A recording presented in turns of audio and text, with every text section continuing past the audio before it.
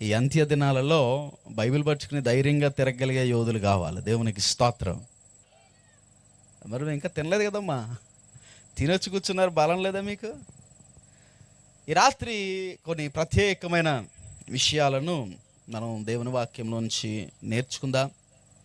మరి పెద్ద పెద్ద మర్మాలు చెప్పి వెళ్ళాలని నాకు లేదు, కానీ మరి కొన్ని మాటలు మరి మీలో ఒక్కరైనా ఇద్దరైనా మీ జీవితాన్ని ఇక్కడి నుంచి మార్చుకుని వెళ్ళాలని ఆశపడి దేవుని చేత ప్రేరేపింపబడి మీ ముందు నిలబడ్డాను. మీ మధ్యలోకి రావడం దేవుని చిత్తమే. 10 రోజుల నుంచి చాలా బిజీగా మీటింగ్స్ తిరుగుతూ నిన్ననే మా ఊరికి చేరుకున్నాను. ఈరోజు ఉదయమే 10:45కి తమ్ముడు జాన్ వెస్లీ ఫోన్ చేశాడు, అన్న రావాలన్న మీటింగ్ కానీ. 10:45కి ఒక అరగంట ప్రయాణం చేసి వెళ్ళి స్టేషన్కి వెళ్ళి ట్రైన్ ఎక్కాలి, అదేమో 11:30కి. పరుగున వెళ్ళి వచ్చి ప్రయాసపడి ముందు నిలబడ్డాను గనక దయచేసి మీరు మాట్లాడుకోవద్దు, దయచేసి మీ దృష్టి అంతా వాక్యం పైన పెట్టండి. న్యాయాధిపతుల గ్రంథము 16వ అధ్యాయము, న్యాయాధిపతుల గ్రంథము 16వ అధ్యాయము 30వ వచనం. ఎవరైనా మైక్ ఉన్నవారు, చదవగలిగిన వారు ఉన్నారా? మైక్ ఇచ్చారా ఎవరికైనా?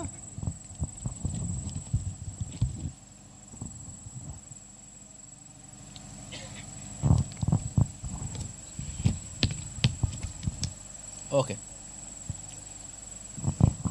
న్యాయాధిపతుల గ్రంథం 16వ అధ్యాయం 30వ వచనం. ప్లీజ్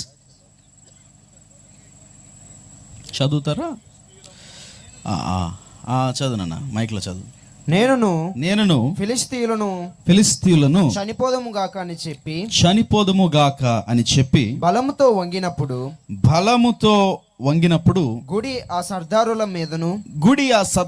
మీదను దానిలోనున్న జనులందరి మీదను పడెను. మరణ కాలమున అతడు చంపిన వారి శవముల లెక్క జీవిత కాలమందు అతడు చంపిన వారి లెక్క కంటే ఎక్కువాయను. పరిశుద్ధాత్ముడు మనందరితో మాట్లాడును గాక. ఈ ఒక్క మాట ఈ రాత్రి పరిశుద్ధాత్ముని వెలుగులో మనం ధ్యానించబోతున్నాం. అదేంటి అని అంటే, సంసోనుని గురించి పరిశుద్ధాత్ముడు తను చనిపోయిన దినమున, తను కన్ను మూసిన దినమున, ఫిలిష్తీయులతో పాటు తన కూడా హతమైన దినమున బైబిల్ గ్రంథంలో రాయించిన మాట. అదే మాట అనంటే, సంసోను బ్రతికున్నప్పుడు చంపిన వారి లెక్క కంటే సంసోను చనిపోతూ చంపిన వారి లెక్క ఎక్కువ. అర్థమవుతుందని ఆ మాట. ఇందులో ధ్యానించడానికి ఏముందండి అని మీరు అనుకోవచ్చు. బైబిల్ గ్రంథంలో ప్రతి మాట కూడా భావగర్భితమై ఉన్నది. దేవునికి మహిమ కలుగునుగాక.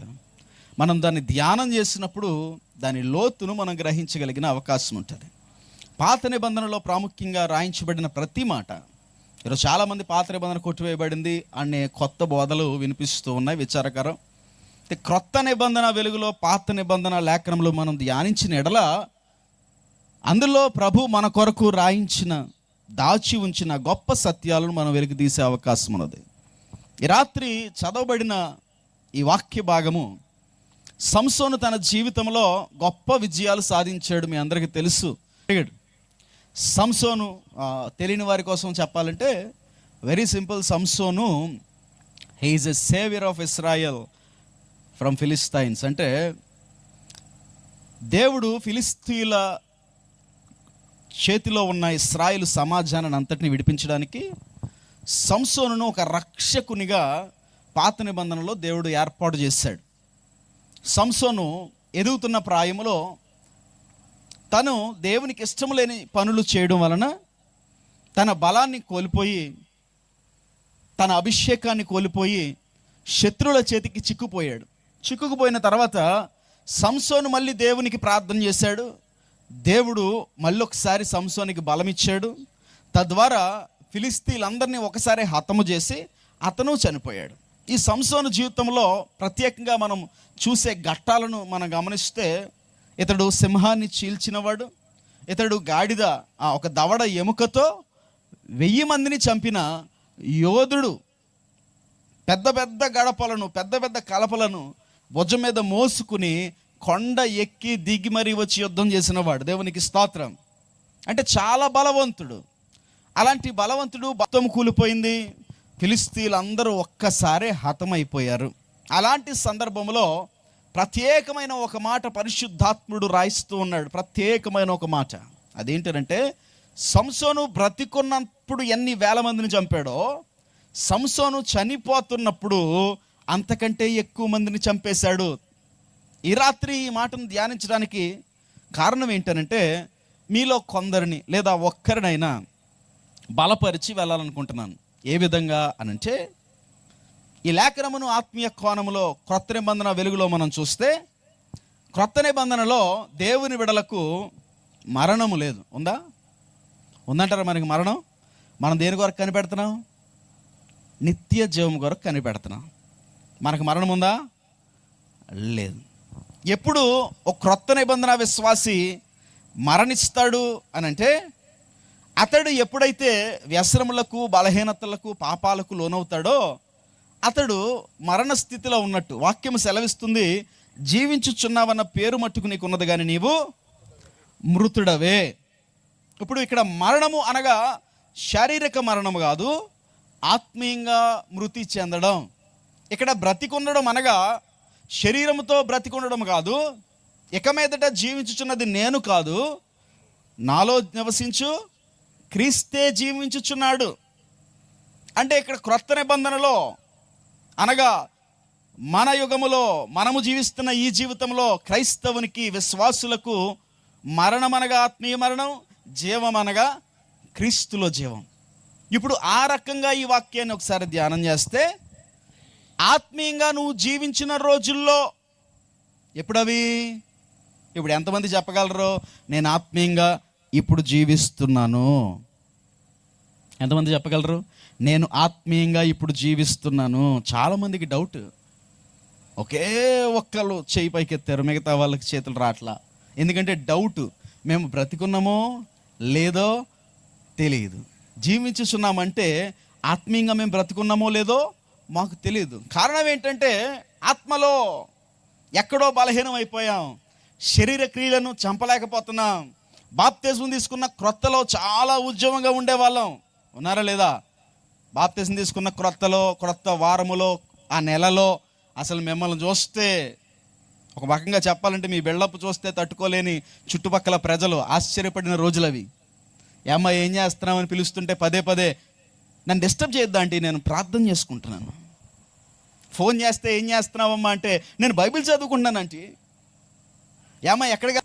సంవత్సరం గడిచే కొద్దీ ఏనన్నా ఎన్ని గంటలు ప్రార్థన చేస్తున్నావంటే 2 మినిట్స్ మ్యాగీలాగా. ఇక్కడ చాలామంది ప్రార్థనలో బలహీనం అయిపోయిన వాళ్ళు, ఒక రకంగా చెప్పాలంటే ప్రార్థనా జీవితంలో చచ్చిన వారు ఉన్నారు, మరణం అయిపోతున్న వారు ఉన్నారు. ఒకప్పుడు గంటలు ప్రార్థన చేసే స్త్రీలు ఇక్కడ చాలామంది ఈరోజు పట్టుమని 5 నిమిషాలు కూడా ప్రార్థన చేయలేని వారు లేరా? చేస్తున్నారా? వారానికి ఒక రోజు ఉపవాసం ఉండి మా పరిచర్య కొరకు, మా గ్రామము కొరకు, మా ప్రాంతము కొరకు, నశించిపోతున్న ఆత్మల కొరకు మేము ప్రార్థన చేస్తున్నాం అన్నవారు ఇక్కడ ఎంతమంది ఉన్నారు? చేతుల పైకి ఎత్తండి చూద్దాం. వారానికి ఒక రోజు. మిగతా వారందరూ ఏం చేస్తున్నట్టు? లేదా నెలకి ఒక రాత్రంతా నేను దేవుని సన్నిధిలో పడి ఏడ్చి మా సేవకుని కొరకు, మా సంఘం విస్తరణ కొరకు, నశించిపోతున్న ఆత్మల కొరకు, మా ప్రాంతంలో ఉన్న త్రాగుబోతుల కొరకు, వ్యభిచారుల కొరకు మేము ప్రార్థన చేస్తున్నామండి, రాత్రంతా జాగారము చేసి దేవుని సన్నిధిలో ఏడ్చి అన్నవారు ఎంతమంది ఉన్నారు? అసలు ఒక్కరూ లేరు. ఈరోజు ఆ పని మీరు చేపట్టి ఉంటే, ఆ పనిలో స్థిరంగా ఉంటే ఈ ప్రాంగణం అంతా ఖాళీ లేకుండా నిండిపోయేది. అవునంటారా కాదంటారా? అసలు ప్రార్థన అంటే తెలియదనివా? కాదు. ఒకప్పుడు బలంగా ఆత్మలో ఉన్నదానివే, ఒకప్పుడు ప్రార్థన చేసిన దానివే, ఒకప్పుడు బలముగా స్తుతించిన దానివే, ఆరాధించిన వాడివే. ఇప్పుడు పరిస్థితి ఏంటయ్యా అంటే ప్రార్థనకు సమయం లేదు, ఆరాధనకు సమయం లేదు, ఉపవాసానికి సమయం లేదు. ఇప్పుడు భక్తిలో చాలా వెనకబడి మరణమవుతున్న స్థితి అది.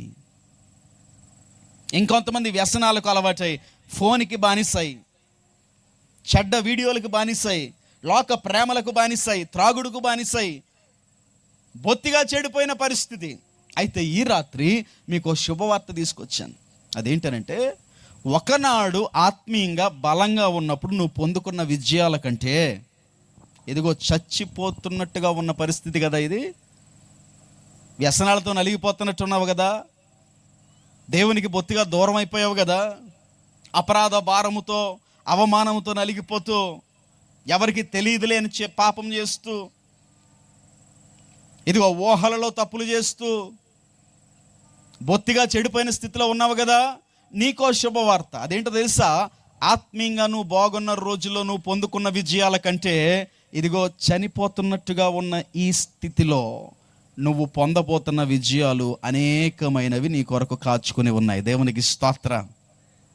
బ్రతికున్నప్పుడు అద్భుతంగా వీరోచితంగా పోరాడి చంపిన వారి కంటే చచ్చిపోతున్నప్పుడు ఎక్కువ మందిని చంపాడు. ఎలాగండి ఇది? శారీరకంగా అది కుదిరింది కదా, ఆత్మీయంగా కుదురుతుందా? కుదురుతుంది. అపోస్తలుడైన పౌలు అంటాడు, నేను ఎప్పుడు బలహీనుడు ఉన్నప్పుడే. ఎలా కుదురుతుంది? ఇది ఎప్పుడు కుదురుతుందో తెలుసుకునే ముందు అసలు అక్కడి నుంచి ఇక్కడ ఎందుకు పడ్డావో తెలుసుకుందాం. దేనికైనా ఏ రోగానికైనా రోగం ఏంటో తెలిస్తే ఏమయ్యచ్చు? చెప్పాలి. ఏమయ్యచ్చు? నాకు రోగం వచ్చిందండి అని చెప్పి మెడికల్ షాప్కి వెళ్ళి ఏదో ఒక మంది మింగేస్తానంటే కుదురుతుందా? నీ చేతికి వచ్చిన మంది మింగేస్తానంటే కుదురుతుందా? ఏం చెప్పాలి అడిగి? మెడికల్ షాప్ అడిగి రోగం చెప్పాలంటే నువ్వు ముందు ఎవరి దగ్గరికి వెళ్ళాలి? డాక్టర్ దగ్గరికి వెళ్ళాలి.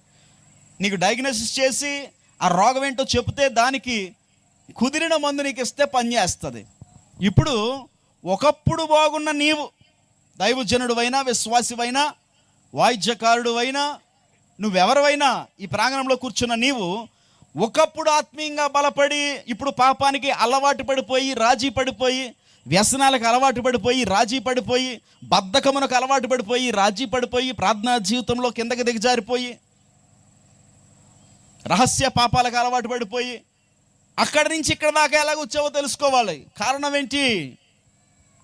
నీది యెరూషలేము, యెరికోకి ఎందుకు దిగుతున్నావు? నీది ఇశ్రాయేలు, ఐగుప్తు చేతిలో ఎందుకు పడ్డావు? నీది రొట్టెల ఇల్లు, మోయాబుకి ఎందుకు వెళ్ళావు? తెలియాలి. కారణం ఏంటి? రాత్రి చూద్దాం. 2 కారణాలు చెప్తాను. కారణం ఏంటి? నాడు క్రైస్తవులు, విశ్వాసులు ఇలా చల్లారిపోవడానికి. ఒకనాడు అంటే ఒక సభ ఎక్కడైనా జరుగుతున్నాడు, చుట్టుపక్కల ఊర్ల నుంచి బళ్ళు కట్టుకుని పరుగు పెట్టుకుని బ్లాక్ అండ్ వైట్లో వేసారు, లేకపోతే వేసేపోయారు, జస్ట్ పేరు వేసేవారు. సేవకుడు ఎవరన్నది కాదు. ఇదిగో క్రైస్తవులు ఒక సభ పెడుతున్నారంటే అందరూ పరిగెట్టుకుని వచ్చే దినాలు అవి. దేవునికి స్తోత్రం. మరి ఇప్పుడు జనం రావాలంటే ఆ దైవజనుడు టీవీలో చాలా ఫేమస్ అవ్వాలి. జనం రావాలంటే ఆ దైవజనుడు యూట్యూబ్లో చాలా ఫేమస్ అవ్వాలి. జనం రావాలంటే వాళ్ళ ఫోటోలకి లైకులు కావాలి, ఆ ఫోటోలు యవనస్తులు వాల్పేపర్లుగా పెట్టుకోవాలి. అలాంటి వాడు ఎవరైనా ఉంటే వస్తామండి, లేదా మేము యూట్యూబ్లో చూసుకుంటాం, ఫేస్బుక్లో చూసుకుంటాం. సంఘము, సహవాసము, ఏకాత్మతో ఆరాధన, వాక్య ధ్యానం ఇదేమీ లేదు. కారణం ఏంటయ్యా అంటే, ఒకప్పుడు రొట్టెల ఇంట్లో ఉన్నాం, ఇప్పుడు ఎక్కడ పడిపోయావు? మోయాబుకి వచ్చేసావు. ఒకప్పుడు యెరూషలేములో ఉన్నావు, ఒకప్పుడు ఎక్కడ దిగుతున్నావు? యెరికోలోకి దిగిపోయావు. కారణం ఏంటి? చూద్దాం. మొట్టమొదటి కారణం చూడండి. అది న్యాయాధిపతుల గ్రంథం 13వ అధ్యాయము 3వ వచనం. యెహోవా దూత ఆ స్త్రీకి ప్రత్యక్షమై, ఇదిగో నీవు గొడ్రాలవు, నీవు కాన్పు లేకపోయాను, అయితే నువ్వు గర్భవతి కుమారుని కందువు, కాబట్టి నువ్వు జాగ్రత్తగా ఉండి ద్రాక్షరసమునే గాని మద్యమునే గాని త్రాగకుండుము, అపవిత్రమైన దేనినైనా తినకుండుము. నీవు గర్భవతి కుమారుని కందువు, అతని తల మీద మంగళ కత్తి వేయకూడదు. ఆ బిడ్డ గర్భమున పుట్టినది మొదలుకొని దేవునికి నాజీరు చేయబడిన వాడై ఫిలిష్తీయుల చేతిలో నుండి ఇశ్రాయేలును రక్షింప మొదలుపెట్టును. దేవునికి స్తోత్రం. సంసోను జీవితము చక్కగా నేత్రాలతో చూసే స్థితి నుంచి గురుడ్డివాడై పశువులతో కలిపి తిరగలి తిప్పే స్థితి వరకు ఎందుకు వచ్చిందో తెలుసా? పాపము చేయడం వలన కాదు. క్రైస్తవులు బలహీనులు ఎప్పుడైపోతారు? క్రైస్తవులు ఎప్పుడు దిగజారిపోతారు? విశ్వాసులు ఎప్పుడు దేవుని మర్చిపోవడం వలన. సంసోను ఏం మర్చిపోయాడు? తను వ్రతముగా సమర్పించబడిన వాడని, తను ప్రతిష్ఠింపబడిన వాడని, తను నాజీరు చేయబడిన వాడని సంసోను మర్చిపోవడం వలన అతడు పాపంలో పడుతున్నాడు. అతడు బలహీనుడైపోయాడు. సంసోను ఎదిగినప్పుడు దేవుని ఆత్మ సంసోన్ని రేపుతుంది. ఎందుకు రేపుతుంది? సంసోను, నువ్వు ఫిలిస్తీన్లను చంపడానికి పుట్టిన వాడివి, వారిని మార్తె కనపడింది. ఎవరికి? వీరోచితంగా రొమ్ములు విరుచుకుని వెళ్తున్నాడు. నేను ఈ రాత్రి ఫిలిస్తీన్ని చంపి తీసుకొస్తాను. వెళ్ళిన వాడికి ఫిలిస్తీన్ల కుమార్తె అందమైన ఒక కన్య కనపడగా, ఎరా చంపేశావు ఫిలిస్తీన్ని అంటే అంటాడు, అమ్మ నాకు పెళ్లి చేయండి అమ్మా అని అడుగుతున్నాడు. దేనికోసం వెళ్ళావురా? ఫిలిస్తీన్ని చంపడానికి వెళ్ళాను. వచ్చేం అడుగుతున్నావురా? అసలు నువ్వు పెట్టుకున్న గోల్ ఏంటి? నువ్వు వెనక్కి వచ్చి కావాలనుకుంటుంది ఏంటి? నిన్ను చంపడానికి కదా దేవుడు సృష్టించాడు, రక్షించడానికి కదా దేవుడు సృష్టించాడు. నువ్వు ఆ పని మీద వెళ్ళినోడు వెనక్కి వచ్చి పెళ్లి కావాలంటావేంటి నాయనా? వారిని మనం పెళ్ళి ఆడకూడదంటే నాకు అదంతా తెలీదు, నా ఇష్టము, నాకు ఆ అమ్మాయిని పెళ్లి చేయండి. కారణం ఏంటయ్యా అంటే, తను దేని కొరకు ప్రతిష్ఠించబడ్డాడో, దేని కొరకు ఎన్నుకోబడ్డాడో, దేని కొరకు దేవుని చేత పిలువబడ్డాడో దాన్ని మర్చిపోయాడు. ఈ రాత్రి సంసోను ఫిలిస్తీన్లను, ఇశ్రాయేలు ప్రజలను రక్షించడానికి పుట్టాడన్న సంగతి సంసోను మర్చిపోయాడు. దేని కొరకు ఎన్నుకోబడ్డాడో విస్మరించాడు. ఈ రాత్రి ఇక్కడ కూర్చున్న మిమ్మల్ని ఒక ప్రశ్న అడుగుతున్నాను. ఇక్కడ అందరూ ప్రభుని నమ్మిన వారేనా? చేతులు పైకి ఎత్తండి. అందరూ చెప్తారు. మనమందరం క్రీస్తులోని అవయవాలం. ఎవరు చెప్పండి? సంఘం అంటే ఏంటి? క్రీస్తు శరీరం. మనమంతా ఎవరం? అవయవాలం. అవయవాలు నానా విధాలుగా ఉండి వాటి పని అవి చేసుకుంటా ఎలా వెళ్తున్నాయో, సంఘంలోని అవయవాలుగా నిర్మింపబడిన నువ్వు నేను దేవుని తోటలో ఒక పని కొరకు ఏర్పాటు చేయబడ్డాం. దేవునికి స్తోత్రం. చచ్చుబడిన అవయవాలు ఏది కూడా దేవుని సంఘంలో ఉండడానికి వీలు. ప్రతి ఒక్కడికి ఒక పిలుపు ఉండాలి, ప్రతి ఒక్కడికి ఒక ఏర్పాటు ఉండాలి, ప్రతి ఒక్కడికి ఒక ఏర్పాటు ఉంది. దాన్ని ప్రతి ఒక్కడో తెలుసుకోవాలి. ఈ రాత్రి మిమ్మల్ని ప్రత్యేకంగా ఒకరిని పిలిచి నీ ఏర్పాటు ఏంటి అని అడిగితే ఏం చెప్తావు? ఈరోజు క్రైస్తవులు ఎందుకు పడిపోతున్నారు తెలుసా? ప్రభుని నమ్ముకొని చర్చికి వెళ్ళి దశభాగం ఇచ్చి కానుకిచ్చి ఇంటికి వస్తే అయిపోద్ది, మేము పరలోకం వెళ్ళిపోతాం అనుకుంటున్నారు. కాదమ్మా, కాదు. మీలో ప్రతి ఒక్కరిని దేవుని రాజ్య వ్యాప్తి కొరకు, ఒక ప్రత్యేకమైన పని కొరకు దేవుడు ఎన్నుకున్నాడు. దేవునికి స్తోత్రం. అదేంటో మీరు తెలుసుకోవాలి. నాకు ప్రకటించే పని, నాకు సంఘ కాపరి పని ఉంది, ఈ దైవజనుడికి సంఘ కాపరి పని ఉంది, ఇంకొకరికి సువార్తికుని పని, ఇంకొకరికి సౌండ్ సిస్టమ్ పని, ఇంకొకరికి ఆర్కెస్ట్రా పని. మరి మీకేం పని? ఎప్పుడైనా తెలుసుకున్నారా? ఎప్పుడైనా ప్రార్థించారా? ఎప్పుడైనా వాగ్దానం పొందుకున్నారా? దేవుని పిలుపుని గ్రహించారా? దేవుని ఏర్పాటుని యోచించారా? లేదు. కారణం ఏంటో తెలుసా? నానా విధాలైన పిలుపులు, ఏర్పాట్లు మనకు ఉన్నప్పటికీ ఒక ప్రధానమైన పిలుపు ఉంది మనందరికీ. దేవునికి స్తోత్రం. అది మర్చిపోయాం. ఒక నాజీర్ ఉంది మనకి, ఒక వ్రతం ఉంది మనకి, ఒక ప్రతిష్ఠ ఉంది మనకి. అది తెలుసుకుంటే మనము ఇదిగో ఎరుకో దాకా పడం, మోయాబు దాకా పడం, ఐగుప్తులో చిక్కుకోం. ఏంట ప్రతిష్ఠ? ఇప్పుడు సంసోను ప్రతిష్ఠ ఏంటో మనం చూసాం. అసలు ఇక్కడ రక్షింపబడిన మన ప్రతిష్ఠ ఏంటి? మనం దేని కొరకు పిలువబడ్డాం? చూడండి, ఎఫెసీయులకు రాసిన పత్రిక మొదటి అధ్యాయము, ఎఫెసీయులకు రాసిన పత్రిక మొదటి అధ్యాయము 4వ వచనం. ఎట్లనగా తన ప్రియుని యందు, జాగ్రత్తగా వినండి అందరూ కూడా, ఎట్లనగా తన ప్రియుని యందు తాను ఉచితముగా మనకు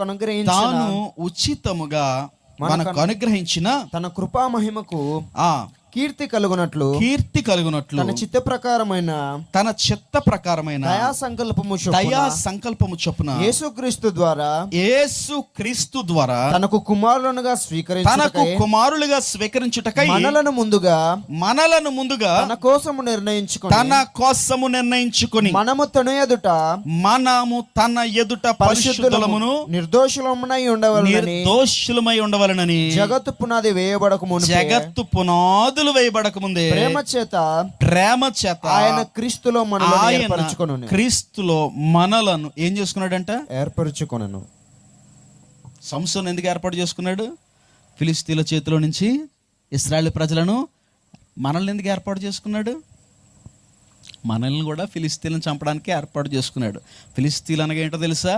ఈ శరీరము, దాని యొక్క కోరికలు. చెప్పండి ఏంటి?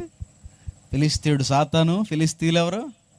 శరీర కోరికలు. మీకు ఇందాక చెప్పాను కదా, మీరు ఆత్మలో బలముగా ఉన్న ఆ రోజుల్లో పొందిన విజయాల కంటే ఆత్మలో బహు బలహీనం అయిపోయిన ఈ రోజు ఎక్కువ మంది ఫిలిస్తీన్లు చంపబోతున్నారు. ఇది గుర్తుపెట్టుకునే వాక్యమేనండి.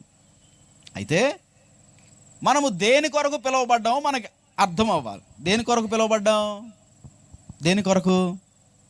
రోగాలు పోగొట్టుకోవడం కొరక? అప్పులు తీర్చుకోవడం కొరక? ల్యాండ్స్ కొనుక్కోవడం కొరక? బండ్లు కొనుక్కోవడం కొరక? పిల్లలు పుట్టకపోతే ప్రార్థన చేసుకుని పిల్లలు పుట్టించుకోవడం కొరక?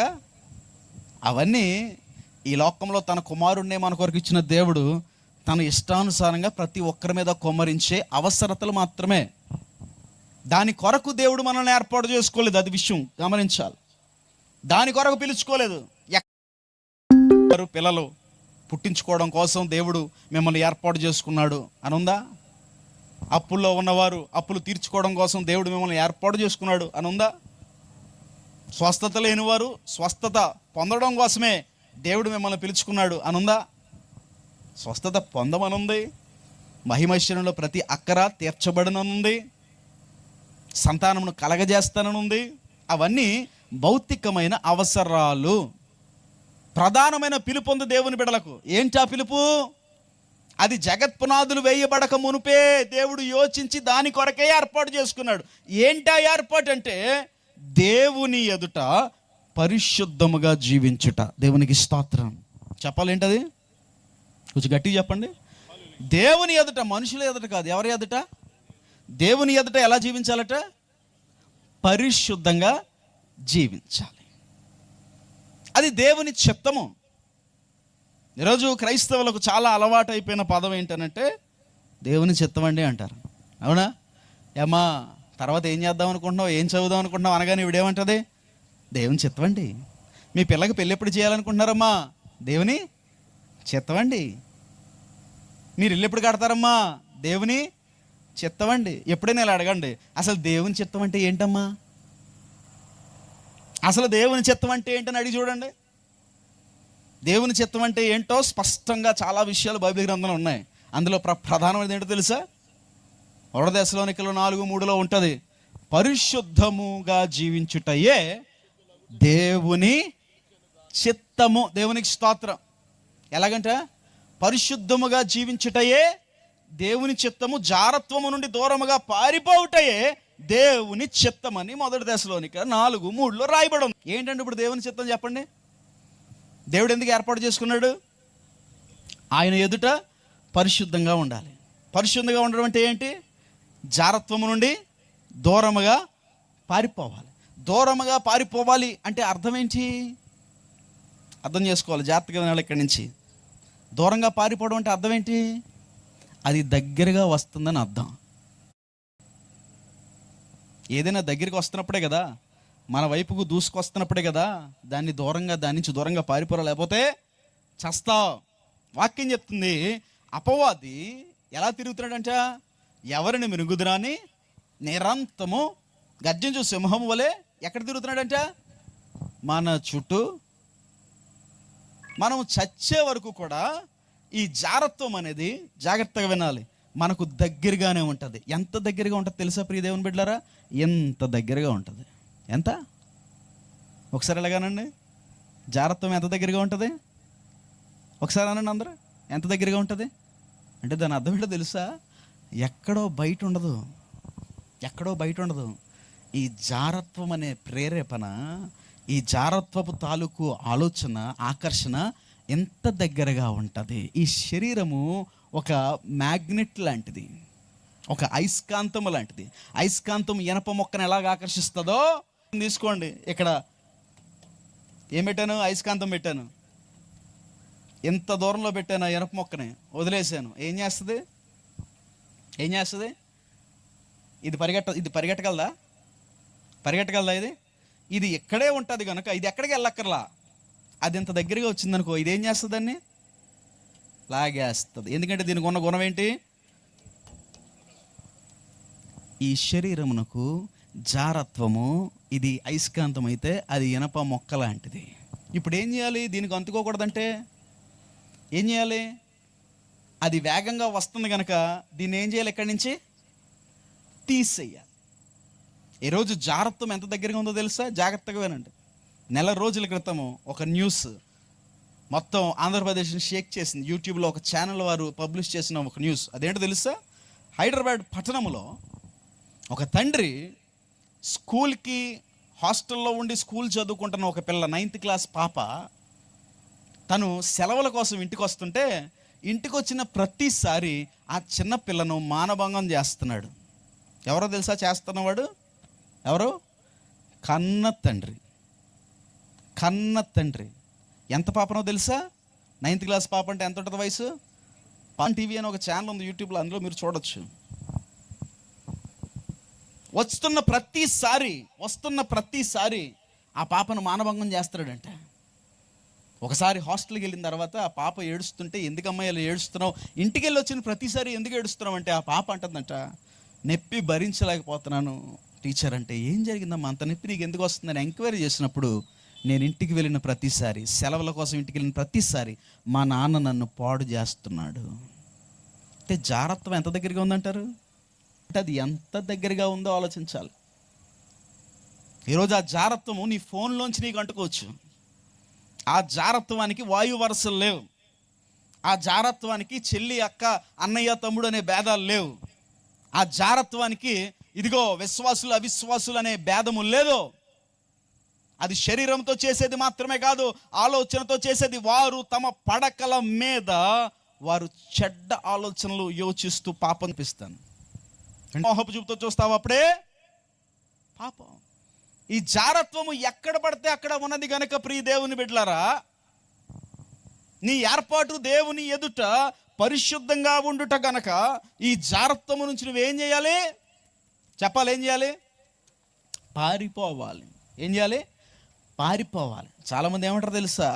మేము పారిపోమండి, అది ఎంత కష్టతరమైన, మేము నిలబడి పోరాడతామండి, మేము దావీదులు అండి, ఆడు ఎంత పెద్ద గొలియాతు అయినా తిప్పి ఏం చేస్తాం? కొట్టేస్తాం. గొలియాతుని కొట్టేశాడు కానీ బెత్షెబా నుంచి మొఖం తిప్పుకోలేకపోయాడు దావీదు. అది మ్యాటర్. గొలియాతునైతే కొట్టేశాడు. పోతిఫర్ భార్య ఇబ్బంది పెట్టినప్పుడు యోసేపు ఏం చేశాడు? ఉన్నాడా? పారిపోయాడా? మీరు కూర్చున్న చోట్ల ఒక పిల్లి వచ్చింది, ఉంటారా? పారిపోతారా? పిల్లి వచ్చిందండి, మీరు ఏం చేస్తారు? హై హట్. అదే పుల్లు వచ్చింది, ఏం చేస్తారు? పిల్లి వస్తే గద్దించాలి, పులి వస్తే జాగ్రత్త.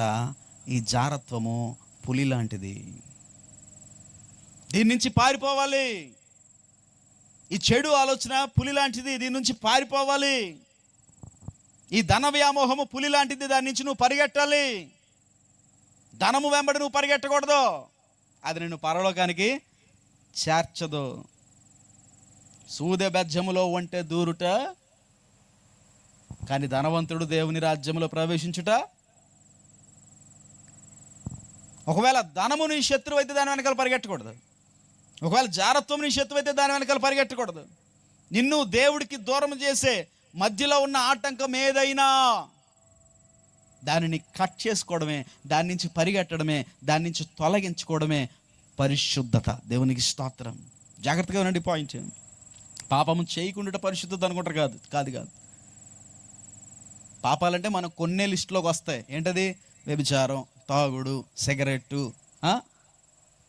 అదొకటేనా పాపం? వాక్యం చెప్తుంది ఆజ్ఞాతిక్రమమే బోళ్ళన్న ఆజ్ఞలు ఉన్నాయి. అబద్ధము పాపమా కాదా? మొండిదనం పాపమా కాదా? అసూయ పాపమా కాదా? శాపనార్థాలు పాపమా కాదా? బంధుప్రీతి పాపమా కాదా? చెప్పాలి. కొలపిచ్చి పాపమా కాదా? కొలపిచ్చి వాళ్ళు ఉన్నారు ఇక్కడ. ప్రాచీన ఆచారాలు పాపమా కాదా? దేవుని బిడ్డలకి చెప్పాలి. మంచి రోజులు పాపమా కాదా? తిథులు పాపమా కాదా దేవుని బిడ్డలకు? అన్యులకు అది మంచిది, క్రైస్తవేత్తలకు అవి మంచివి, వాటిని వారు పాటించుకునివ్వండి. కానీ దేవుని బిడ్డలకు ఆచారాలు మంచి అంటారా? తిథులు మంచి అంటారా? అబ్బా, ఒక ప్రశ్న అడుగుతా, నిజాయితీగా చెప్పండి. మీ ఇంట్లో మీ తాతలు మీ మామలు చచ్చిపోయారా? మా ఇంట్లో ఏదో ఒక మరణం జరిగిందండి. మేము చిన్నప్పటి నుంచి ఇప్పుడు దాకా చాలా మరణాలు జరిగినాయి. ఏదో ఒక మరణం జరిగింది, 2 మరణాలు జరిగినాయి. అసలు మరణం అనేది మా ఇంట్లో జరిగింది అన్న చేతులు పైకెత్తండి. జరగలేదా? మీ ఇళ్ళల్లో అందరూ పుట్టినప్పటి నుంచి బతుకున్నట్టు బతికే ఉన్నారా? ఆది నుంచి మరణం జరిగింది అని చేతులు పైకెత్తండి. ఇప్పుడు ప్రశ్న అడుగుతాను, నిజంగా చెప్పాలి. మేము మైలు పాటించలేదు అన్న వాళ్ళు చేతులు పైకెత్తండి. దొరికేశారు. మేము మైలు పాటించలేదు. మైలు మా ఇళ్ళల్లో పెళ్ళిళ్ళు జరిగినాయి అన్న వాళ్ళు చేతులు పైకెత్తండి. అమ్మా బొత్తిగానే మా ఇళ్ళల్లో పెళ్ళిళ్ళు జరిగిన వాళ్ళు చేతులు పైకెత్తండి. అమ్మా మేము ముహూర్తాలు చూడలేదు అన్న వాళ్ళు చేతులు పైకెత్తండి. చాలామంది దొరికే జరిగారు. ఓకే, మేము మంచి రోజు చూడలేదు అన్న వాళ్ళు చేతులు పైకెత్తండి. ఎత్తిన చేతిలో 2-3 ఎత్తుతున్నాయి అంతే, మిగతా వాళ్ళు అందరూ దొరికేస్తున్నారు. సరే, ఆ 2 కూడా కాదు, మేము కులం చూడలేదు అన్న వాళ్ళు చేతులు పైకెత్తండి. మనం క్రైస్తవులమే, మనం పాపం చేయము, వ్యభిచారం చేయం, సిగరెట్లు కాల్చం, మందు తాగం, కానీ కులం కావాలి. జాగ్రత్త. కులం చావని క్రైస్తవుడు నిజానికి సచ్చినోడే అని నేను ఒక కొటేషన్ రాశాను, చాలా వైరల్ అయింది అది.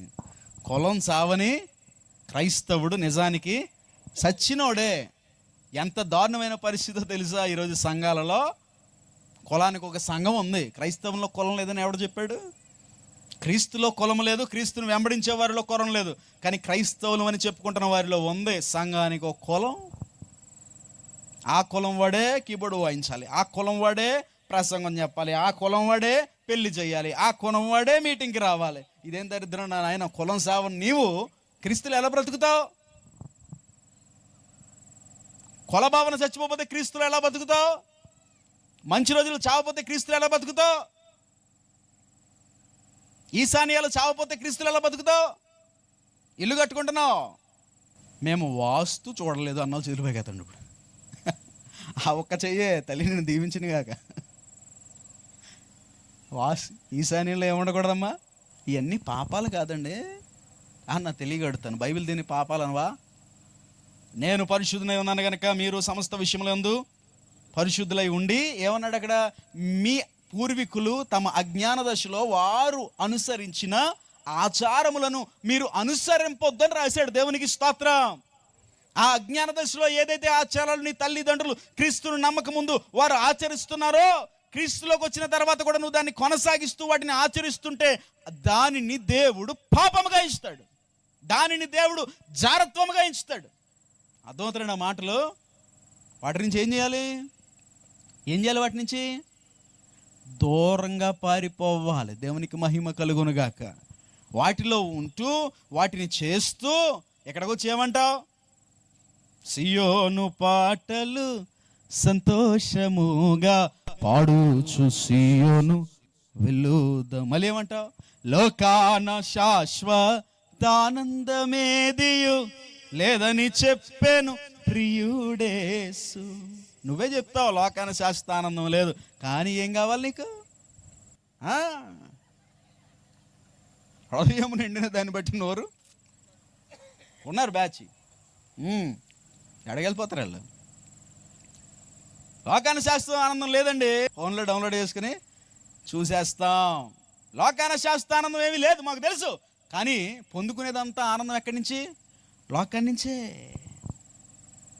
కులాలు కావాలి మనకి, ఆచారాలు కావాలి కనుక మనకి, మంచి రోజులు కావాలి, తిథులు కావాలి, నక్షత్రాలు కావాలి, సినిమాలు కావాలి, బూతు మాటలు కావాలి, వ్యభిచారం కావాలి, అక్రమ సంబంధాలు కావాలి, మళ్ళీ మనకి దేవుడు కూడా కావాలి. లేదు ప్రియ దేవుని బిడ్డ, నువ్వు తిరిగి బ్రతకాలంటే, దేవుని ఎదుట పరిశుద్ధంగా నిలబడాలంటే ఆ జారత్వము నుంచి, ఆ లోక వ్యామోహాల నుంచి, ఆ పాపము నుంచి పారిపోవాలి. అలా పారిపోవాలంటే నీ ప్రతిష్ట ఏంటో నువ్వు తెలుసుకోవాలి. చాలా సింపుల్గా నిన్నేదో ఊరిక పిలుచుకోలేదు, ఎంతమంది ఉంటే లేదా ఇన్ని చైర్స్ ఉంటే మీరు కొద్ది మంది ఎక్కడికి వచ్చి ఈ వాక్యం ఎందుకంటున్నారో తెలుసా? ఇది భూ పునాదులు వేయబడక ముందే దేవుడు మీ కొరకు ఏర్పాటు చేసిన దినం. దేవునికి స్తోత్రం. మీరు ప్రత్యేకంగా పిలువబడిన వారు, ఏర్పాటు చేయబడిన వారు. పిలువబడిన వారు అనేకులు, కానీ ఏర్పాటు చేయబడిన వారు కొందరే. ఆ కొందరిలో నువ్వు నేను ఉన్నాం. కారణం దేని కొరకు? క్రీస్తు ఎదుట నిందారహితముగా పరిశుద్ధులముగా ఉండుటకు ప్రభువు నిన్ను నన్ను పిలుచుకున్నాడు. దాని కొరకు ఎప్పుడైనా ప్రయాసపడ్డావా? నేను ఒక ప్రశ్న అడుగుతాను, నిజాయితీగా చెప్పండి.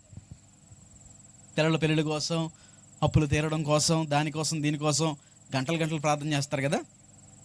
పరిశుద్ధత కొరకు నేను వారానికి ఒక్కసారైనా ఏడ్చి, ప్రభువా నేను పరిశుద్ధంగా బ్రతుకుటకు సహాయం చేయండి తండ్రి, పరిశుద్ధంగా నేను బ్రతుకుతానయ్యా, నేను పరిశుద్ధపరుచుకుంటాను నీ వాక్యం చేతని దేవుని సన్నిధిలో ఏడ్చిన రోజులు ఎన్నున్నాయి?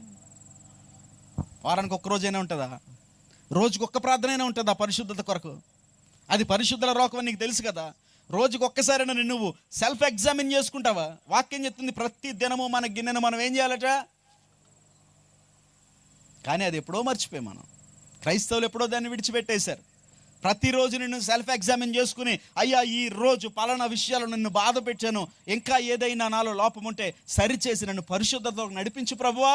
లేదో క్రొత్త బాధ వచ్చేసింది. ఏంటో తెలుసా? అది ఏం చేసినా సరే యేసుక్రీస్తు రక్తం మన కొరకు కార్చబడింది కనుక మనము నీతిమంతులమే. విన్నారా ఈ బోధ? ఏం చేసినా మనము నీతిమంతులమే, అంతేనా? తెల్ల చొక్కా వేసుకున్నావు, నల్ల రంగు అంటించుకున్నా, అది తెల్ల చొక్కా అంటే ఎలా ఉంటుంది? అది కామెడీగా లేదా? ఎన్ని చేసినా మేము నీతిమంతులమే కాదు ప్రియ దేవుని బిడ్డలారా. వాక్యం సెలవిస్తుంది, బుద్ధిపూర్వకంగా నువ్వు పాపము చేసిన ఎడల క్రీస్తు నీ కొరకు కార్చిన రక్తము ఎక్కని తలపైన ఉంటుందా? నేను నువ్వు కడుక్కోవాల్సిన అవసరం లేదా?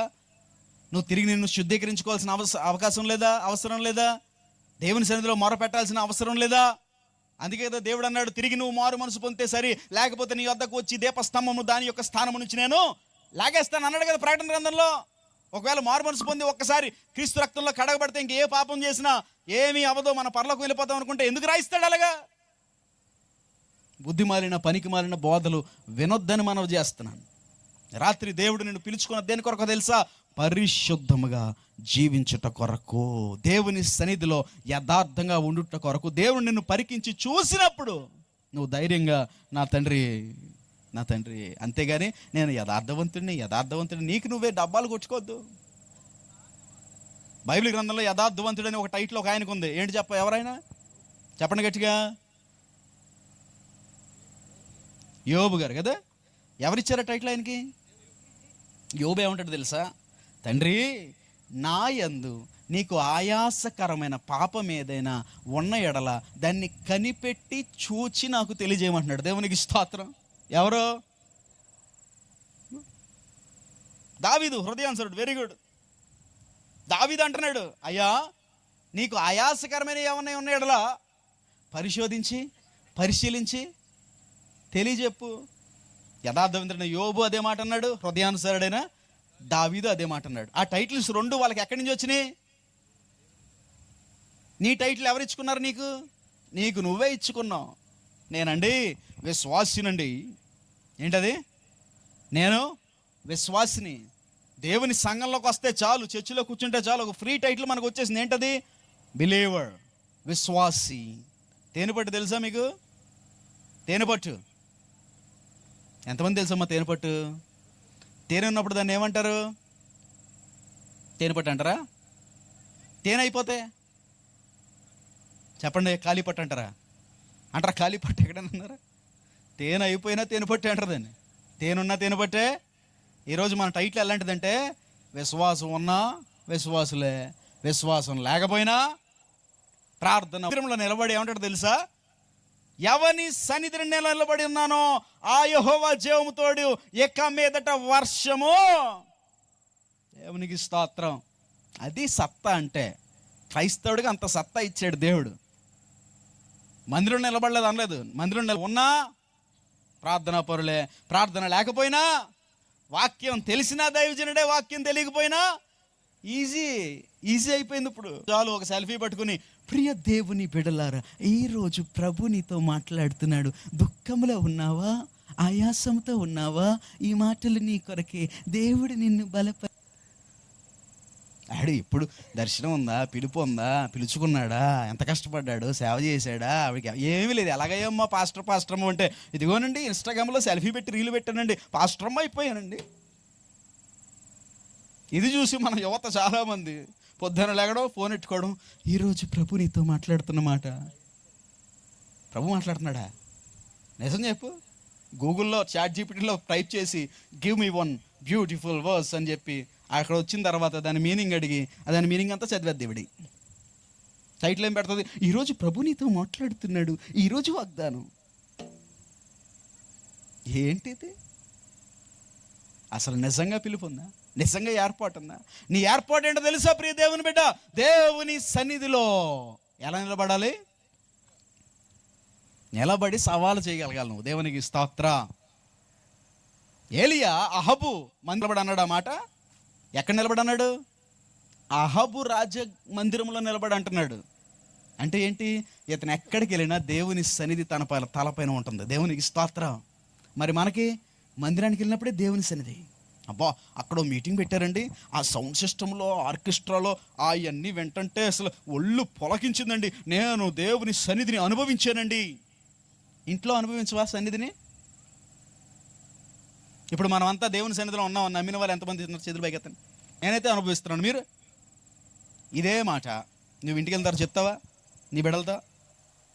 ఇదే మాట రేపు ఆఫీస్కి వెళ్ళినప్పుడు చెప్తావా నీ తోటి ఎంప్లాయీతో? ఏయ్, I'm standing in the presence of mighty God అని చెప్పగలవా?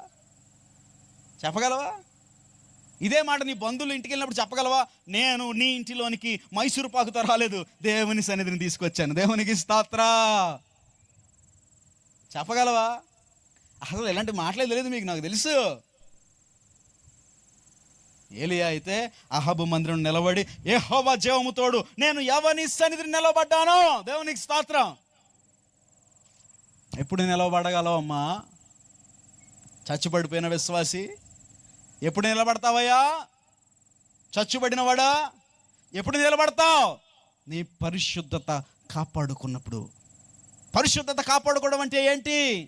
దేవుని ఏర్పాటులో ఉండడం అంటే ఏంటి? నాజీర్ అంటే ఏంటి? వ్రతం అంటే ఏంటో తెలుసా? పాపము చేయకుండా కాదు, దేవునికి నీకు అడ్డుగా మధ్యలో ఏమొచ్చినా దాన్ని తీసివేసుకోవాలి. అది ఫోన్ అయినా, అది బంధమైనా, అది స్నేహమైనా, అది ఒక సంభాషణ అయినా, దాన్ని నువ్వు కట్ చేసుకోగలిగితేనే దేవుని ఏర్పాటు ఏంటో నీకు అర్థమవుతుంది. దేవునికి స్తోత్రం. అప్పుడు పాపంలో వాడవు. ఈరోజు ఎవరితో మాట్లాడుతున్నావమ్మా నువ్వు అంతసేపు? మేడెక్కి అని తల్లిదండ్రులు అడుగుతుంటే ఏమంటారు తెలుసా? ఇవిడి అన్నయ్యతో మాట్లాడుతున్నాను.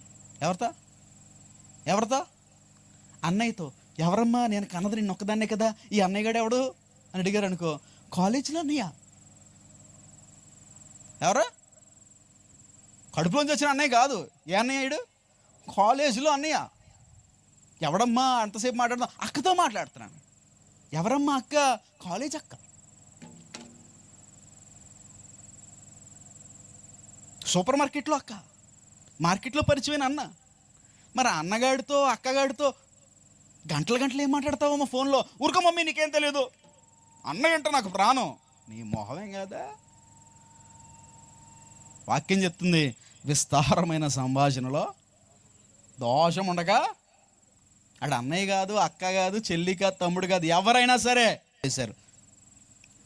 అంచె దినాల్లో మనం దినములు చెడ్డవి గనక సమయమును పోనే వక్నస్తులు చాలామంది ఉన్నారు. ఫోన్లో చాటింగ్లు మీరు ఎతికి చూశారనుకో, తప్పేదో చేసేస్తున్నారు అంట. తప్పులు చేస్తున్న వారు కూడా ఉన్నారు. అవి సీక్రెట్ ఫోటోల్లో ఉంటాయి, మనకు కనబడవు. అన్నీ అర్చీవుల్లో ఉంటాయి. కనబడే చాటింగ్లు చూశారనుకో, గంటల చాటింగ్లు. ఏం చేస్తారు? ఇద్దరు ఒకరి మీద చెప్పులు ఇసురుకుంటుంటారు. చెప్పు చెప్పు చెప్పు చెప్పు చెప్పు చెప్పు మధ్యలో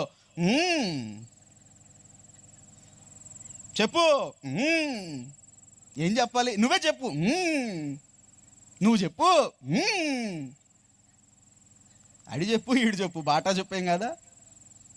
ఈ చెప్పు ఎక్కడ తీసుకెళ్తుందంటే సాతాను గడితో చెప్పించి కొట్టించుకుని తీసుకెళ్తుంది అక్కడికి. అరే ఏంట్రా ఈ పనులు, ఎందుకురా ఇంత టైం వేస్ట్, ఏంట్రా ఈ సంభాషణలు? దేవునికి నీకు అడ్డుగా ప్రార్థన చేసుకుంటున్నాము, ఒక గంట అంటే టైం లేదు, ఏం లేదు, టైం లేదు. మరి గంటల గంటలు చాటింగ్ చేయడానికి టైం ఎక్కడ వస్తుంది? దేవునితో నీ భారము చెప్పుకోవడానికి, దేవునితో సంభాషించడానికి టైం లేదు. ఆడెవరితోనో చెప్పు చెప్పు చెప్పు చెప్పు చెప్పు చెప్పు మాట్లాడుకుని టైం ఎక్కడ వస్తుంది నీకు? టైం లేడో ఉన్నాడా? అసలు ఉన్నాడా? దేవునితో మాట్లాడే టైం లేనోడు భూమి మీద లేడు. అపొస్తలుల కార్యం 10లో ఒక ఆయన కనపడతాడు, ఆయన పేరు కొర్నేలి. ఎంతమంది? ఉదయం 3 గంటల వేళ రోజు కుటుంబంతో లేచి ప్రార్థన చేస్తూ ఉంటాడండి. అతను ఎవరో తెలుసా? శతాధిపతి. అతని కింద ఎంతమంది ఉంటారో తెలుసా? 100 మంది కుటుంబాలు ఉంటాయి. ఎంత? అతను ఏం చేస్తుంటాడో తెలుసా? అతను డైలీ బిజినెస్ బహు ధర్మ కార్యాలు చేసే వ్యక్తి అట. దేవునికి స్తోత్రం. నీతి క్రియలు చేసే వ్యక్తి, చారిటీ చేస్తూ ఉంటాడు, డ్యూటీ చేస్తూ ఉంటాడు. Very busy man. ఎంపీలు ఎమ్మెల్యేలు సరిపోరు, అంత బిజీ మ్యాన్ అతను. అలాంటి వ్యక్తి అట మానక ప్రతి దినము 3 గంటలకు లేచి ఉదయం వరకు ఒక 3 గంటలు ప్రార్థన చేసే అనుభవంలో ఉన్నాడు. దేవునికి మహిమ కలుగునుగాక. నువ్వేమంటావు? దేవునికి నీకు అడ్డంగా వచ్చాడు కాలేజ్ అన్నయ్య, మార్కెట్లో అక్క, బంధువులు, మావలు, అత్తలు. ప్రియ దేవుని బిడ్డలారా, జాగ్రత్తగా వినండి. దేవునికి మనకు మధ్యలో ఏది అడ్డంగా వచ్చినా అది ఎంత ఇష్టమైన ప్రీతిపాత్రమైన బంధుత్వమైన దాన్ని తెంపేసుకోవాలి. తిరగలేదు అందులో. తెంపుకోలేని వాళ్ళు పరలోకం వెళ్ళరు. ఎందుకంటే అక్కడ పరిశుద్ధత పోతుంది. పాపం చేయడం కాదు, దేవునికి నీకు మధ్యలో ఒకటి అడ్డంగా రావడమే అక్కడే పరిశుద్ధత పోయింది. ఇక దేవునికి నీకు అడ్డంగా అడ్డు ఒకటి ఉంటే అదే పాపం, దాన్ని ఉండరిస్తుంటే అదే పాపం.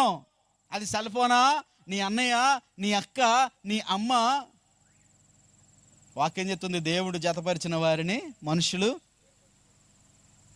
భార్యాభర్తల గురించే ఎంత సీరియస్ స్టేట్మెంట్ దేవుడు ఇస్తే, దేవుడు కనిన వారి మధ్యలోనికి, దేవుడికి వానికి మధ్యలోకి ఇంకోటి రావచ్చా? రావచ్చు అంటే బలవంతంగా రాడు. నువ్వు వచ్చి తెచ్చి పెట్టుకుంటావు అనవసరమైన విషయాలు, పనికి మాలిన విషయాలు. ఈ రాత్రి ప్రభు మనతో మాట్లాడుతున్నాడు. మొట్టమొదటిగా నువ్వు తిరిగి బలహీనంగా ఉన్న ఈ క్షణాలలో గొప్ప విజయాలు ఈ రాత్రి సంపాదించాలంటే ఎక్కడ పడ్డావో తెలుసుకోవాలి. ఎక్కడ పడ్డావో తెలుసా? నీ నాజీరు, నీ వ్రతము, నీ ప్రతిష్టను మర్చిపోయావు, అక్కడే పడిపోయావు. ఈరోజు తిరిగి దేవుడిని జ్ఞాపకం చేస్తున్నాడు. నిన్ను పిలుచుకున్నది పరిశుద్ధముగా జీవించుటకు. దేవునికి స్తోత్ర. నిందారహితంగా జీవించుటకు. ఈ రాత్రి నిన్ను ఎగ్జామిన్ చేసుకో.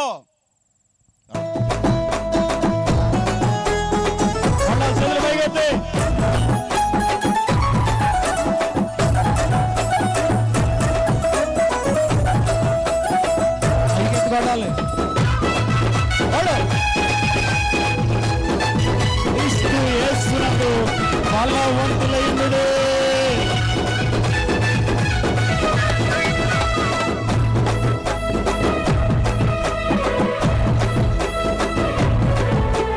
బలవంతుడవై ఉండుము, బలముపై బలం పొందుము.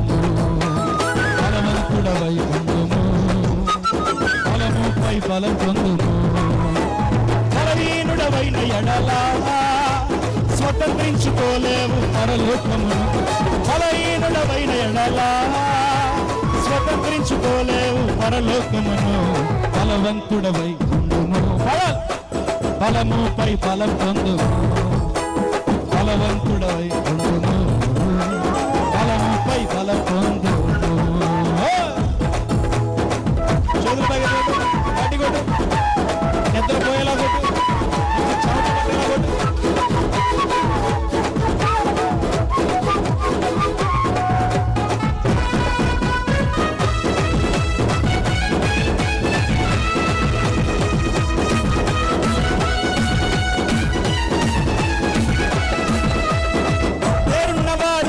ఓడిపోవును, కొట్టిల్లువారు కూడా బలము పొందును. పేరున్నవారు సైతం ఓడిపోవును, కొట్టిల్లువారు కూడా బలము పొందును. నీ మార్గమంతటిలో తోడయ్యుండే యేసు ధైర్యము వహించి పోరాడును. శ్రమలొచ్చిన వేళ కృంగిపోయిన ఎడల చెతకని వాడిగా మిగిలిపోదును. యెహోవా ఖడ్గమే నీ ఖడ్గమై ఆయన నామములో శత్రువును తరిమి కొట్టి ఘన విజయం పొందు.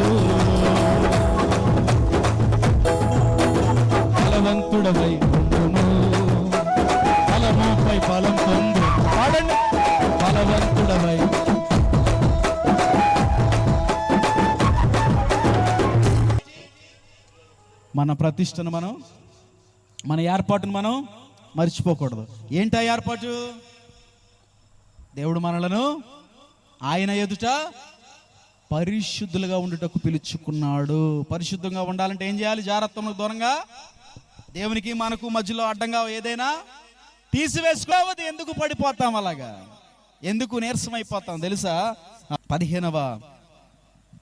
15వ అధ్యాయము 18 నుంచి, 15వ అధ్యాయము 18 నుంచి డిలే తగ్గించారు. అప్పుడు అతడు మిక్కిలి దప్పికొనినందున యెహోవాకు మొరపెట్టి నీవు నీ సేవకుని చేతి వలన గొప్ప రక్షణను దయచేసిన తరువాత నేనిప్పుడు దప్పి చేతను చచ్చి సున్నతి పొందని వారి చేతిలోనికి పడవలెనా అని వేడుకొనగా దేవుడు లేహిలోనున్న ఒక గోతిని చీల్చాను, దానిలోని నీళ్లు బయలుదేరను. అతడు త్రాగిన తర్వాత ప్రాణము తప్పరిల్లి బ్రతికాను, కాబట్టి దాని పేరు నేటి వరకు ఎన్హకోరు అనబడను. అది లేహిలో ఉన్నది. అతడు ఫిలిస్తీన్ల దినములో 20 ఏండ్లు ఇశ్రాయేలుకు న్యాయాధిపతి ఉన్న తర్వాత సంసోను గాజాకు వెళ్లి వేశ్యను ఒకతిని చూచి ఆమె యొద్ద చేరును. సంసోను ఒక గొప్ప విజయాన్ని పొందుకున్నాడు. తన ముందుకు వచ్చిన శత్రువుల్ని ఒక ఎముక తీసుకుని 1000 మందిని చంపేశాడు. చంపి సంసోనికి ఏమైపోయిందంటే ప్రాణం పోయినట్టుగా అయిపోయింది. దాహం వేస్తుంది, చుట్టూ చూశాడు, నీళ్ళు లేవు. ఇప్పుడు దేవునికి మొరపెట్టాడు, ప్రభువా ఎంతమందిని చంపానయ్యా నేను. దేవుని క్రెడిట్ ఇవ్వలేదు అక్కడ. పైకి ఇంటికి వెళ్తారు, చదవండి, అది వేరే సబ్జెక్ట్. సంసోను నేను ఈ గాడిద దవడ ఎముకతో 1000 మందిని చంపి ఉన్నాను అంటాడు.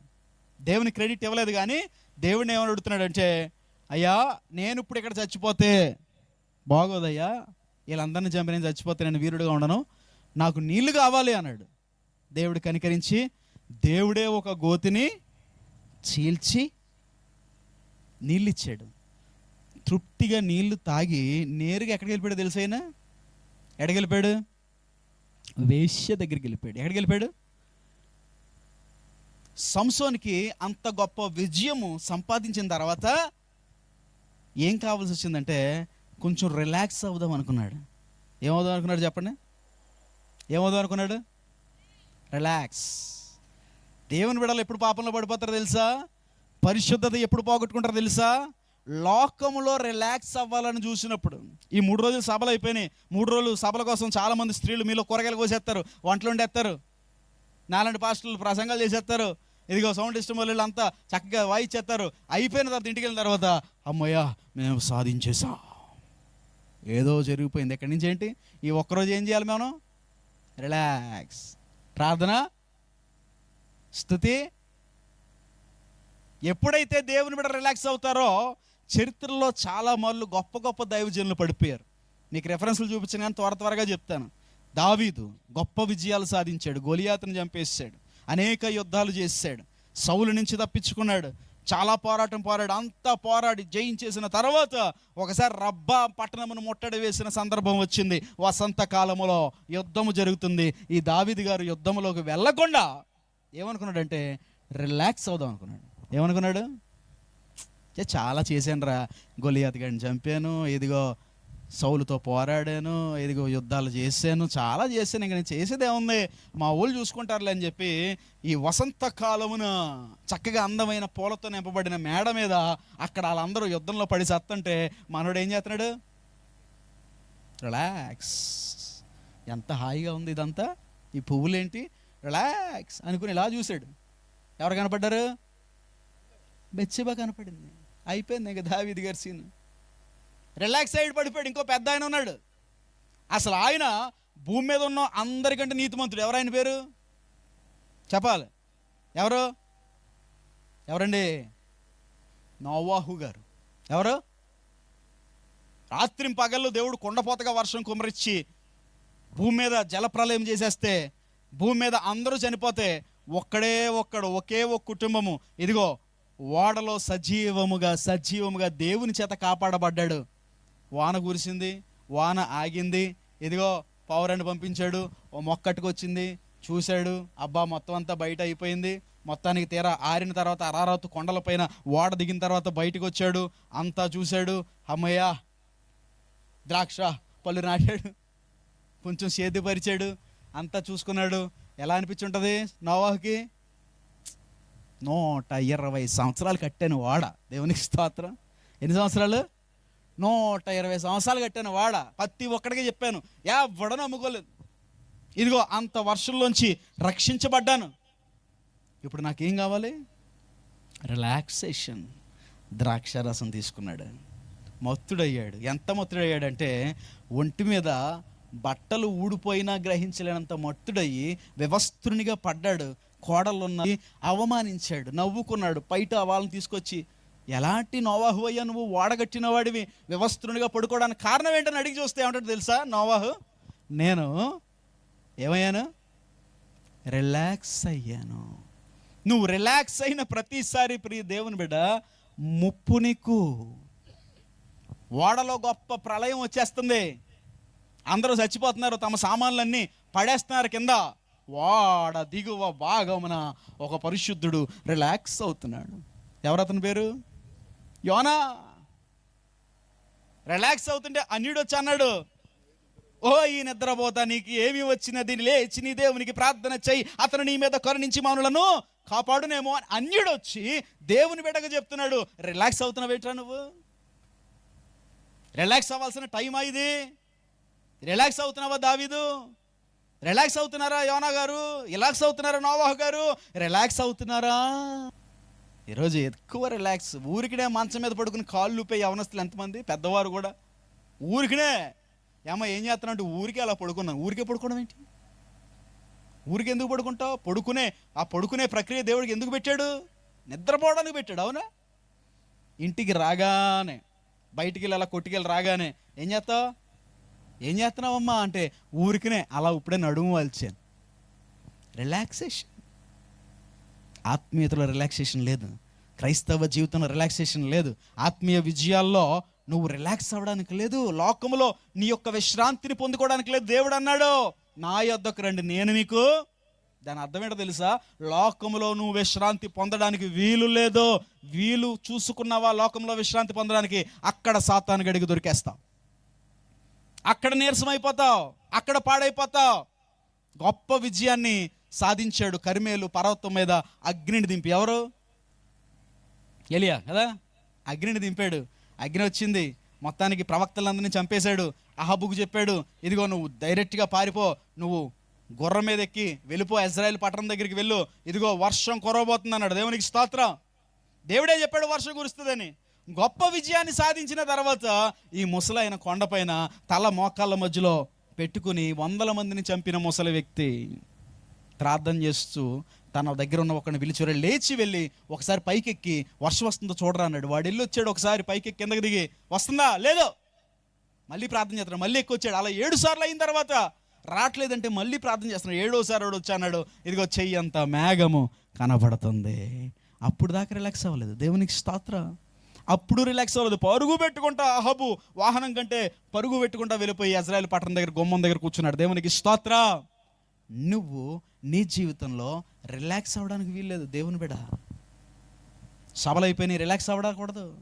ప్రతిరోజు దీపాన్ని వెలిగించుకోవాలి, ప్రార్థనలు ఇంకా నలగాలి. ప్రతిరోజు, ఈరోజు ఒక్క అధ్యాయం చదివితే రేపు 2 అధ్యాయాలు చదువు. ఈరోజు 10 నిమిషాలు ప్రార్థన చేస్తే రేపు 20 నిమిషాలు. రేపు అపవాదేసే బాణాలకు ఈరోజు నీకున్న బలము సరిపోదు. అందుకే ఇందాక పాట రాశాను, బలము పైన ఏం పొందుకోవాలి మనం? ఈ బలం సరిపోదు, ఈ బలం పైన ఇంకా బలం పొందుకోవాలి. రేపు ఇంకా బలంగా ఉండాలి. అంత్య దినాల్లో ఉన్నాం. దేవుడిచ్చిన నీళ్లు తాగి డైరెక్ట్గా ఎక్కడికి వెళ్ళిపోయాడు? వేస్ట్ దగ్గరికి వెళ్ళిపోయాడు రిలాక్స్ అవ్వడానికి. ఈ మీటింగ్ నుంచి వెళ్ళి డైరెక్ట్గా పాపంలో పడేవాడు ఉంటారు. వారి కొరకు కాదు ఈ వాక్యం. ఒకవేళ బలహీనతలో ఉన్న నీవు, అపరాధ భావంతో ఉన్న నీవు, వ్యసనాలతో నలిగిపోతున్న నీవు, ఇదిగో నేనేమి సాధించలేను, ఒకప్పుడు అద్భుతమైన ప్రార్థన పరుల ఉండేదానిని, ఇప్పుడు లేదు అలాంటి జీవితం అని బాధపడుతున్న నీవు, ఒకవేళ ఈ రాత్రి ఈ వాక్యం విని నీ బ్రతుకును మార్చుకుంటే నీ కొరకు గొప్ప శుభవార్త. ఎక్కడి నుంచి నువ్వు గొప్ప విజయాలు పొందుకుంటావు. దేవునికి స్తోత్రం. రిలాక్స్ అవ్వడానికి వీల్లేదు. ఒకటి సంసోను ప్రతిష్టలోంచి తొలగిపోయాడు. 2 విశ్రాంతి తీసుకుందాం అనుకున్నాడు. ఈ 2 కారణాల చేత నాడు సంసోను, ఈనాడు నువ్వు నేను కూడా పడిపోతాను. ఈ రాత్రి ప్రభు మాట్లాడుతున్నాడు, ఇదిగో నేను దేని కొరకు పిలుచుకున్నాను తెలుసా? పరిశుద్ధత కొరకు పిలుచుకున్నాను. ఇదిగో నేను దేని కొరకు పిలుచుకున్నానో తెలుసా? అల్లు పెరగక సాగిపోతావు అని పిలుచుకున్నాను. ఏదో సాధించేసాను, నేను గొప్ప వీరుని అయిపోయాను అనుకోవద్దు మీరు ఎవరు ప్రియ దేవుని బిడ్డలారా. చాలామంది ఒకసారి బైబిల్ చదివితే ఇంకా అయిపోయింది. అమ్మా పక్కన అడుగుతూ ఉంటారు, బైబిల్ పూర్తి చేసావా? నేను 2 సార్లు చదివేశాను. కొమ్ములు వచ్చేతాయా 2 సార్లు చదివితే? ఇంకా చదవకూడదు 2 సార్లు చదివితే? ఇప్పుడేంటి? అపోస్తలుడైన పౌలు ఏమంటాడు తెలుసా? ఎంతవరకు నేను దేన్ని చేపట్టి ఉన్నానని తలంచను, ఏది సాధించాను అనుకోను, ఎక్కడి నుంచి ఒక పని చేయొచ్చు. అదేంటో తెలుసా? వెనక్కున్నవి మరిచి ముందున్న వాటికై, అది నేను ఇక ముందున్న వాటికై పరిగెడతాను. అప్పటికి పౌలు గారు చాలా విజయాలు సాధించేశాడు. అయినా అంటున్నాడు, ఇప్పుడు దాకా నేను ఏమీ సాధించానని అనుకోవట్లేదు. దేవునికి స్తోత్రం. దేవుని బిడ్డల యాటిట్యూడ్ ఎలాగుండదు తెలుసా? ఇప్పటి వరకు ఆత్మీయ విజయాలు ఎన్ని సాధించినా, ఎన్ని గొప్ప పనులు దేవుడి కోసం చేసినా, నేనేమీ చేయలేదు, నాకేమీ రాదు, నేను ఒక పనికి మాలిన వాడిని అని దేవుని సన్నిధిలో తగ్గింపు కలిగి ముందున్న వాటికి ఒక కొత్త గోల్స్ పెట్టుకుని పరిగెడతావో అప్పుడు నేను సాతాను ముట్టలేడు. దేవునికి స్తోత్రం. అప్పుడు నువ్వు జయిస్తూనే ఉంటావు.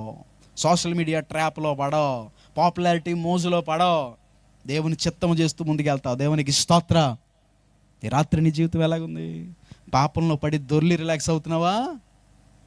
అయినా మళ్ళీ చెప్పాను కదా, నువ్వు ఆత్మీయంగా బలంగా ఉన్నప్పటికంటే ఈ రాత్రి గొప్ప విజయాలు సాధించబోతున్నావు. దేవునికి స్తోత్రం. నేను ముగిసేస్తున్నాను. ఎప్పుడు సాధిస్తామండి? ఎప్పుడు సాధిస్తాం మరి?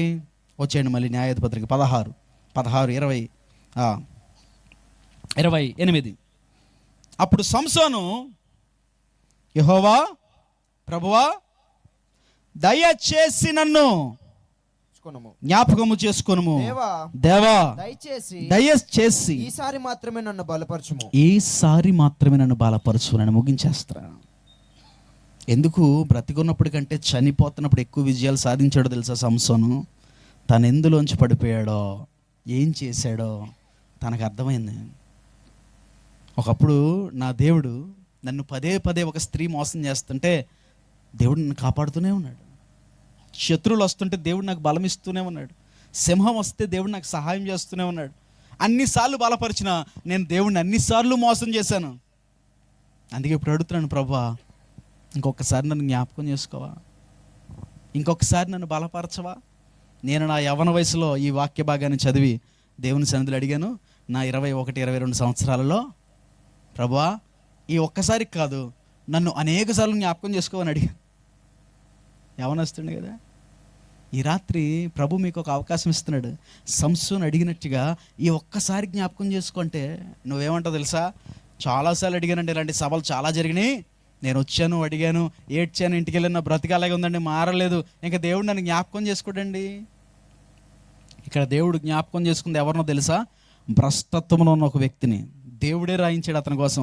యెహోవా ఎడబాసెనని సంగతి అతనికి తెలియకపోయాను. అలాంటి భ్రష్టత్వంలో కళ్ళు మూసుకుపోయిన సంసోను, కళ్ళు పెరికివేయబడిన సంసోను ఒకసారి నన్ను బలపరిచేయని అడిగితే దేవుడు జ్ఞాపకం చేసుకున్నాడు. ఈ రాత్రి నీ తప్పు నువ్వు తెలుసుకోవాలి. ఎందుకు పడ్డావు అక్కడి నుంచి ఈ స్థితికి? నీ పరిశుద్ధతను ఎక్కడో తాకట్టు పెట్టావు, దేనికో రాజీ పడ్డావు, దేనికో లొంగిపోయావు, రహస్యంగా దేన్నో పెట్టుకున్నావు, విశ్రాంతి తీసుకుంటున్నావు లోకములో, దేవునిలో కాదు. లోకములో నీ సంతోషాన్ని వెతుకుంటున్నావు. జాగ్రత్త. ఈ రాత్రి దాన్ని గనక దేవుని సన్నిధిలో ఒప్పుకొని, అయ్యా నన్ను ఒక్కసారి జ్ఞాపకం చేసుకోయ్యా, బలముతో నిలబడతానయ్యా, అభిషేకించయ్యా, ఇంకొకసారి జ్ఞాపకం చేసుకో, ప్రార్థన వీరురాలి వల్ల నేను నిలబడతాను, నా ప్రాంతాన్ని మార్చుకునే యోధురాలిగా మారుతాను, నా దైవజనుడు చేతిలో బలపరిచే విశ్వాసిగా నేను మారుతాను, మా సంఘ విస్తరణలో నేను ఒక ప్రత్యేకమైన పాత్రను వహిస్తాను, నన్ను జ్ఞాపకం చేసుకో, నన్ను బలపరచు. సంసోను అడిగాడు, దేవుడు బలం ఇచ్చాడు. దాగోని గుడిలో సంసోను ఉన్నాడు కనుక ఫిలిస్తీన్లతో పాటు అతను చచ్చిపోయాడు. మనమైతే దాగోని గుడిలో లేవు, దేవుని ఒడిలో ఉన్నాం. దేవునికి స్తోత్ర. ఇప్పుడు మన శరీరాలు చావో, ఫిలిస్తీన్ల శరీర కోరికలు ఈ రాత్రి చచ్చిపోవాలి. మనము బ్రతకాలి దేవునిలో. దేవునికి స్తోత్ర. మనము జీవించాలి దేవునిలో. మన ఏర్పాటులో మనం కొనసాగి ఈ లోకములో నక్షత్రాలుగా వెలుగుదుముగాక. అలాగే లేచి నిలబడదా. రాత్రి ప్రభు నీతో సూటిగా మాట్లాడాడు కదా, తిరిగి నిన్ను బలపరుస్తానంటున్నాడు కదా, తిరిగి నీకు బలం ఇస్తానంటున్నాడు కదా, తిరిగి నీకు జయం ఇస్తానంటున్నాడు కదా. వాగ్దానం చేసిన వాడు నమ్మదగిన దేవుడు కదా. నువ్వు ఒకప్పుడు ఆత్మీయంగా బలముగా ఉన్న స్థితిలో కంటే బలహీనముగా కూర్చున్నావు కదా. ఈ రాత్రి నుంచి గొప్ప విజయాలు చూడబోతున్నావు. ఎప్పుడో తెలుసా? సంసోను గుర్తించినట్లుగా, ఇదిగో నా ప్రతిష్ఠ నుంచి పడిపోయాను, నా ఏర్పాట్లోంచి నేను పడిపోయాను, నన్ను క్షమించండి అయ్యా. ఈ ఒక్కసారికి నన్ను జ్ఞాపకం చేసుకోండి. నా తల్లిదండ్రులు నేను మోసం చేశాను, నా బంధుమిత్రులు నేను మోసం చేశాను, నిన్ను నేను మోసం చేశాను, నా పరిశుద్ధతను తాకట్టు పెట్టుకున్నాను. దయచేసి నన్ను క్షమించండి, నన్ను బలపరచండి. చెల్లి, తమ్ముడు, రహస్యముగా పాపక్రియల్లో జోగాడుతున్నావేమో, అక్రమ సంబంధాల్లో ఉన్నావేమో, రహస్య పాపాన్ని హృదయంలో పెట్టుకుని బ్రతుకుతున్నావేమో, వ్యసనంతో నలిగిపోతున్నావేమో, త్రాగుడుతో నలిగిపోతున్నావేమో, లోక వ్యామోహాలతో నలిగిపోతున్నావేమో. నీతో సూటిగా నా యేసే మాట్లాడుతున్నారు. అమ్మ, దాని కొరకు కాదు నువ్వు పిలువబడింది, దాని కొరకు కాదు. జగత్తుకు పునాదులు వెయ్యబడక ముందే నా ఆలోచనలో నువ్వు ఉన్నావు నా ప్రియుడ, నా ఆలోచనలో నువ్వు ఉన్నావు నా ప్రియురాల. పిలుస్తున్నాడు యేసయ్య, నా బిడ్డ, నా ఆలోచనలో నీవు ఉన్నావు, నా ఆలోచనలో నీవు ఉన్నావు. నా ఆలోచన ఏంటో తెలుసుకో. నా ఎదుట నువ్వు పరిశుద్ధంగా కనపడాలి, నిష్కలంగా కనపడాలి, నిందారహితంగా కనపడాలి. అందుకొరకే నిన్ను ఏర్పాటు చేసుకుంటే నువ్వెందుకమ్మా పాపంలో జోగాడుతున్నావు? నువ్వెందుకయ్యా త్రాగుల్లో జోగాడుతున్నావు? నువ్వెందుకమ్మా వ్యభిచారంలో ఉన్నావు? నువ్వెందుకమ్మా చెడిపోయిన ఆలోచనలతో నలిగిపోతున్నావు? నువ్వెందుకు ఇంకా ఇంకా ఇంకా ఇంకా నీ హృదయాన్ని పాడు చేసుకుని, నీ శరీరాన్ని పాడు చేసుకుని ఎందుకు నిన్ను నువ్వే మోసగించుకుంటున్నావు? రాజీ పడిపోయిన జీవితం ఎందుకు జీవిస్తున్నావు? ఇదిగో తిరిగి నీ జీవితాన్ని అలా కట్టుకొని నీకు ఒక అవకాశం ఇస్తున్నాడు. సంసోను అడిగినట్టుగా ఈ ఒక్కసారి యేసయ్య నన్ను జ్ఞాపకం చేసుకోండి. నీ పాదాలు చేరుకుని ఉన్నాను, జ్ఞాపకం చేసుకోండి అయ్యా.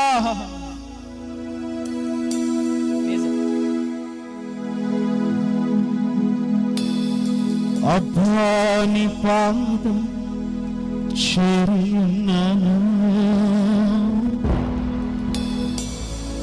ప్రేమించే తండ్రి నీవే కదా.